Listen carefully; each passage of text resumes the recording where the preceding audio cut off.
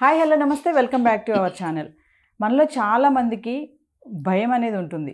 భయం అంటే కొంతమందికి పరీక్షలంటే భయం, నలుగురిలో మాట్లాడాలంటే భయం, చాలామందికి అనుక్షణం భయంగానే తిరుగుతూ ఉంటారు. అంటే వెనకాల ఎవరైనా వస్తున్నారేమో అన్న భయము, నన్ను ఎవరైనా ఏమైనా చేసేస్తారేమో అన్న భయం ఉంటుంది.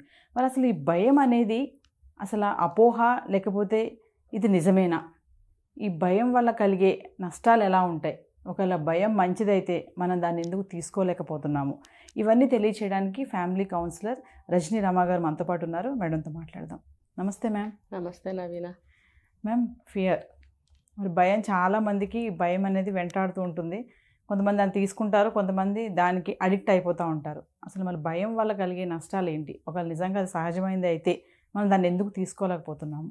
భయం అనేది ఒక రకంగా ఉండటం మంచిదే. అంటే ఎక్కడ భయం ఉండాలో అక్కడ భయం ఉండాలి, ఎక్కడ ఉండకూడదో అక్కడ ఉండకూడదు. అంటే అది వాళ్ళకే తెలియాలి. ఇప్పుడు నేను ఎందుకు భయపడుతున్నాను, ఇది భయపడే సిచ్యువేషనా కాదా అనేది ఎవరికి వాళ్ళు నిర్ణయించుకోగలగాలి. అయితే ఈ భయం అనేది మనకి కొంతమందిలో చిన్నప్పటి నుంచి వస్తూ ఉంటుంది. ఎందుకంటే భయపెట్టి పెంచుతారు పిల్లల్ని. కొంతమంది ఎలా భయపెడతారంటే రెండు విధాలుగా భయపెడతారు. ఒకటి ఏంటంటే పిల్లలు కొంచెం చెప్పిన మాట వినకపోయినా పసిప్పుడు మారం చేస్తారు. అది అన్నం తినకపోయినా, అలా పాలు తాగకపోయినా ఒక 3 years వరకు పెట్టే భయం ఒకలాంటిది. పోనీ ఒక 7-8 సంవత్సరాల వరకు పెట్టే భయం అనుకుందాం. అది ఒక స్టేజ్లో పెట్టవలసిన భయం, పెట్టే భయం. అసలు అయితే నన్ను అడిగితే అప్పుడు కూడా భయం పెట్టాల్సిన అవసరం లేదు. కానీ ఇది పాతకాలం పద్ధతి. కొంచెం భయపెడితే పిల్లలు తింటారు.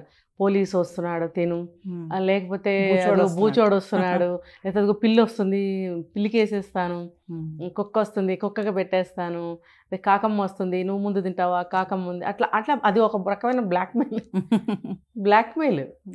తర్వాత పోలీసోడు వస్తున్నాడు, దొంగోడు వస్తున్నాడు, బూచోడు వస్తున్నాడు.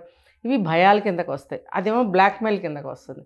సో వీళ్ళకి బాగా ట్రైన్ అవుతారు చిన్నప్పటి నుంచి.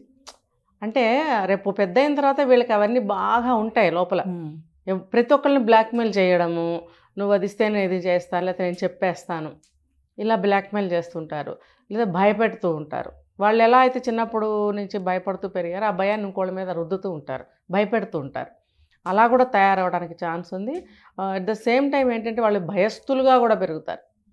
భయంతో పాటు పిరికితనం బాగా యాడ్ అవుతుంది. భయం ఉంటే ఆటోమేటిక్గా వాళ్ళు ఏ పని చేయాలన్నా జంకుతారు. చైనా వద్దా, వెళ్ళనా వద్దా, కన్ఫ్యూజన్. అంతే కదా. భయం అనేది వాళ్ళని ఆపేస్తూ ఉంటుంది ప్రతి చోట కూడా. సో సరే ఆ వయసులో పోనీ అక్కడి నుంచి పెద్దవాళ్ళు ఏమన్నా వాళ్ళ పెంపకంలో మార్పు చేస్తారా అంటే చేస్తారు. ఏ విధంగా అంటే ఇంకొక విధంగా భయపెడుతూ ఉంటారు.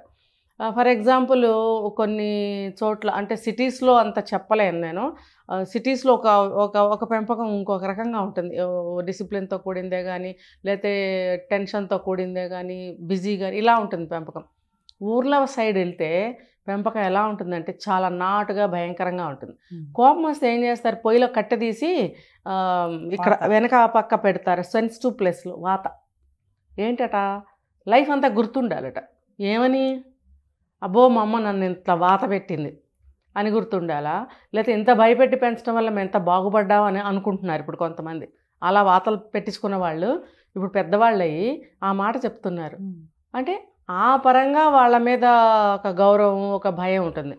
గౌరవం కంటే భయాన్నే ఎక్కువ చూశాను నేను అంత పెద్ద వయసులో వాళ్ళల్లో కూడా. అంటే ఆ భయాన్ని ఎలా చివరి వరకు వాళ్ళు కంటిన్యూ చేశారనేది మనకి దీని ద్వారా తెలుస్తుంది. సో భయస్థులు ఏ నిర్ణయాన్ని తీసుకోలేరు, అది రైటా రాంగా నిర్ణయించుకోలేరు. ఎందుకంటే భయపడుతూ పెరిగారు కాబట్టి ప్రతిదీ చెప్పి చేయటం అనేది ఒక అలవాటుగా వస్తుంది వాళ్ళకి. అమ్మ ఇది చైనా వద్దా, అమ్మ ఇది చేస్తే ఎలా ఉంటుంది, నాన్న ఇది చేస్తే ఎలా ఉంటుంది, చైనా వద్దా, వెళ్ళనా వద్దా, ఇప్పుడు వెళ్ళినా అప్పుడు వెళ్ళినా, ఇప్పుడు వెళ్తే వాళ్ళు ఏమంటారు, వాళ్ళు ఫలానా టైంలో రమ్మన్నారు, ప్రతిదీ డౌట్ఫుల్ లైఫ్ అయిపోతుంది. సరే కొంత ఏజ్ వచ్చిన తర్వాత, కొంతకాలం అయిన తర్వాత పేరెంట్స్ ఉండొచ్చు ఉండకపోవచ్చు. అప్పుడు వాళ్ళకి ఓన్ డెసిషన్ తీసుకోవాలంటే అర్థం కాదు, అగమ్య గోచరం. ఎందుకంటే ఎంత ఏజ్ వచ్చినా అడగటం అలవాటు అయిపోయారు. డిపెండ్ వాళ్ళు కూడా ఏం చేస్తారంటే మమ్మల్ని అడుగుతున్నారు కదా, ఇంకా వాళ్ళకి ప్రౌడ్ అనమాట, గొప్పతనం అనమాట. అంతే పిల్లలు ఎంత నాలాయక అవుతున్నారో, అంటే వాళ్ళు ఎంత పనికి రాకుండా పోతున్నారో వాళ్ళకి అర్థం కాదు. వాళ్ళకి ఆ రోజుల్లో వాళ్ళకి ఇప్పుడు కూడా ఉన్నారు.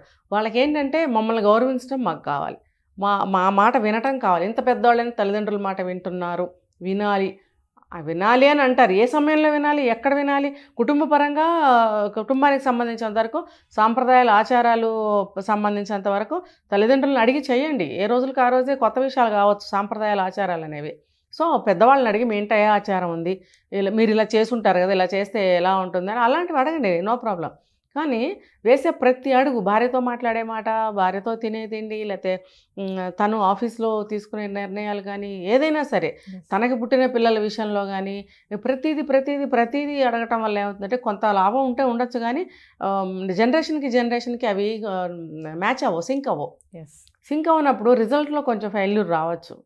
ఇప్పుడు మోడర్న్గా ఆలోచించే తల్లిదండ్రులు, ట్రెండీగా అప్డేట్గా ఆలోచించే తల్లిదండ్రులు ఉంటారు.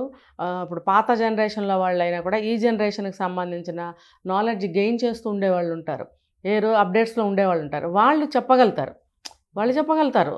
అలాంటి పేరెంట్స్ సలహా తీసుకోవచ్చు ఒకవేళ మీకు డెసిషన్ మేకింగ్ కుదరలేదు అని అంటే. అంతేగాని ప్రతిదానికి అడగడం, ఫెయిల్ అవుతారు ఆబ్వియస్లీ, ఎందుకంటే ఆ తరంలో సలహాలు. కాబట్టి ఆ భయాన్ని పెంచుకోకుండా ఒక 4 సార్లు ట్రై చేయండి. ట్రై చేస్తే మీరు సక్సెస్ అవుతారా లేదా అనేది మీకే తెలుస్తుంది. లేకపోతే ఒక డెసిషన్ తీసుకుని ఫెయిల్ అయ్యారనుకో, వీడికి నిర్ణయం తీసుకోవడం రాదురా అని ఒక ముద్ర వేసి పడేస్తారు. అలాగనే తెగించి ఒక నిర్ణయం సక్సెస్ అయితే వీడి నిర్ణయాలు బాగా తీసుకుంటాడు అని చెప్పి నలుగురు వచ్చి సలహాలు తీసుకోవటం మొదలు పెడతారు. మొదలుపెట్టిన తర్వాత కూడా అప్పుడు ఏదన్నా ఫెయిల్ అవ్వచ్చు, కానీ అలా కూడా చేయొద్దు, ఇలా కూడా చేయొద్దు. మీ వరకు మీరు కొన్ని నిర్ణయాలు తీసుకోవడానికి ముందుకు రండి. ప్రతి ఒక్కరికి తీసుకున్నన్ని కూడా సక్సెస్ అవుతాయని చెప్పలేం, 1-2 ఫెయిల్ అవ్వచ్చు. అలాంటప్పుడు తీసుకుంటూ ఉంటే మీ ఎఫిషియన్సీ మీకు తెలుస్తుంది. మీరు ఎలాంటి నిర్ణయం తీసుకుంటున్నారో దాని రిఫ్రిగేషన్స్ రిజల్ట్స్ ఎలా వస్తున్నాయి అనేది మీకు ఎక్స్పీరియన్స్ అవుతుంది. కాబట్టి ఆ భయాన్ని వీడి ముందుకు అడుగు వేసి ఎలా నిర్ణయం తీసుకోవాలనే ఒక డెసిషన్ మేకింగ్ పవర్ని మీరు నేర్చుకోవాలి, సొంతం చేసుకోవాలి, ప్రయత్నం చేయాలి. చేస్తే ఆ భయాన్ని నుంచి బయటపడతారు. పిల్లల్ని భయపెడుతూ అలా పెంచకూడదు. పెంచడం వల్ల ఏమవుతుందంటే ఆ భయంకే లోనయ్యి అసలు అడుగు ముందుకెళ్ళారు. ఆ ముద్ర పడటం వల్ల వాళ్ళు ఏ నిర్ణయం తీసుకోలేరు. ఎయిదర్ ఇతనికి రాదు అంటే అలా రాదు అన్న దాంట్లోనే ఆ జోన్లో ఉండిపోతారు. లేదు ఒకటి ఏదైనా సక్సెస్ అయిందంటే వాడు బాగా నిర్ణయం తీసుకుంటాడు అన్నప్పుడు అతి ప్రౌడ్కి వెళ్ళిపోతారు. అంటే ఓవర్ కాన్ఫిడెన్స్కి వెళ్ళిపోయి అందరికీ సలహాలు ఇవ్వటం మొదలు పెడితే అది ఆ సిచ్యువేషన్స్లో ఫెయిల్ అవ్వచ్చు. సో మీరు అంత ఓవర్ కాన్ఫిడెన్స్గానే ఉండద్దు, అలానే మీరు నిర్ణయాలు తీసుకోవటం మానద్దు. మీరు ఆలోచించుకోవాలి, అది ప్లస్లు మైనస్లు బెరీ చేసుకొని ఏది ప్లస్లు ఎక్కువ ఉన్నాయో మీరు అటు సైడ్ నిర్ణయం తీసుకోవటం అనేది మంచిది. భయాన్ని ఆ రకంగా పోగొట్టుకోవచ్చు. మేడం చూసుకుంటే ఫైనల్గా మరి ఈ భయం వల్ల సైకాలజీ పరంగా కూడా ఏమన్నా హెల్త్ ఇష్యూస్ కానీ, ఎక్కువ ఆలోచించడం కానీ ఇలాంటి ప్రాబ్లమ్స్ కూడా వస్తాయంటారా? వస్తాయి, వచ్చేవాళ్ళల్లో వస్తున్నాయి. ఏంటంటే అతి భయంతో ఏం చేస్తారంటే తెగింపు వచ్చేసి ఇప్పుడు మొన్న ఒక హత్య జరిగింది, 3 హత్య చేశాడు ఒక అబ్బాయి, దాసు అని చెప్పి ఒక కేసులో సాఫ్ట్వేర్ అబ్బాయి వదిన గారిని 2 ఆడపిల్లల్ని హత్య చేశాడు. ఎందుకు అంటే అతనికి భయపడుతూనే హత్య చేశాడు. ఆ హత్య ఆ తెగింపుతో చేసేసాడు. చేసేసి ఏం చేయాలో తెలియక తను కూడా ఉరేసేసుకున్నాడు. అతి భయం. ఆ అతి భయంతో తెగింపు వచ్చేసి ఏం చేయాలో తెలియని సమయంలో తెగింపుతోటి ఏదోటి చేసేస్తారు. ఆ తర్వాత ఒక్కొక్కరు భయకంపితులు అంటారు, వాళ్ళ చేతులు వణికిపోవడం, వాయిస్ వణకడము భయంతో, అలాంటివి వస్తాయి. కొంతకాలానికి న్యూరో ప్రాబ్లమ్స్ కూడా రావచ్చు, వాళ్ళల్లో లో బీపీలు రావచ్చు, లేదా హై బీపీలు రావచ్చు, ఏదైనా షుగర్ రావచ్చు, హెల్త్ కంప్లైంట్స్ కూడా వచ్చే ఛాన్సెస్ ఉన్నాయి. కాబట్టి నిదానంగా ఆలోచించుకుని ఇప్పుడు ఇది మన లైఫ్, మన నిర్ణయం తీసుకోవాలి. నలుగురిని చూడండి, ఎక్స్పీరియన్స్ చేయండి, చూసి వాళ్ళు ఎలా తీసుకుంటున్నారు, దానివల్ల వాళ్ళకి ఏంటి ఫలితం ఎలా వచ్చింది, మనం కూడా ట్రై చేద్దాం, మన జీవితం కదా అని ఇలాగ మనకి మనం సజెషన్స్ ఇచ్చుకుంటూ ఆటో సజెషన్స్ ధైర్యంగా ముందుకు అడుగు వేసి మన జీవితాన్ని మన చేతిలో పెట్టుకుని మన జీవితాన్ని మనం ధైర్యంగా ముందుకు తీసుకెళ్ళాలి. సో ఫైనల్గా మేడం అంటే ఈ భయం అనేది విజయం వైపు కూడా వెళ్లకుండా ఆపేస్తుందా, అడ్డుబండగా ఉంటుందా అంటే ఏం చెప్తారు?